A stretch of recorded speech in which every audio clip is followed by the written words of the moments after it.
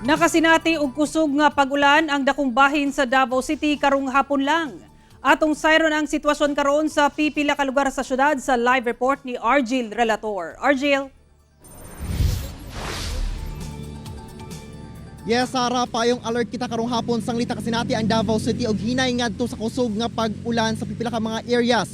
Hinungdan og epekto kini sa Intertropical Convergence Zone. Dibundak ang ulan inubanan sa kusog nga hangin sa Davao City alas 3 karong hapon.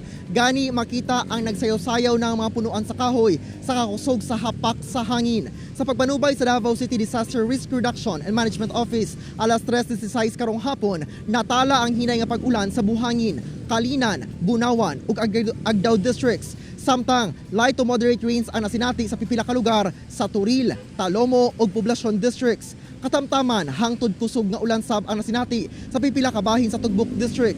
Hinoon, nagpabilin gihapon sa safe o nasa normal levels ang kasapaan sa syudad.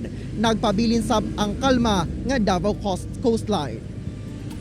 Sara, sa karon ang nakita taas ni ining bridge din sa may diversion road ubos partikularmente ni ining Davao River. Sa karon ato makita nga kalma ang kasapaan kay lagi sumala sa CDRMO usa sa mga rason kung ano mag-ulan sa downtown o magbaha partikular din sa downtown area kung ugaling dunay kusog nga ulan sa mga bukid nga bahin sangit muda gayda gayud ang tubigan sa taas padulong sa ubos hinungdan sa pagbaha. Apan sa karon walay na monitor ang CDRMO nga pagbaha partikularmente ni ining Marilog ug Cotabato districts. Hinungdan nga makita nato sa karon nga kalma ang kasapaan. Apan luyo ni ana nagpahimangno gihapon ang CDRMO ngadto sa mga residente nga nahimuyo sa kining landslide ug flash flood prone areas nga magbinantayon sa lakat sa panahon ingon man maminaw sa mga abiso ug mando sa BDRMO kay lagi dili gihapon ka kumpiyansaan kay sa karon naapay mga pag-ulan-ulan ug madag-umon gihapon ang kalangitan.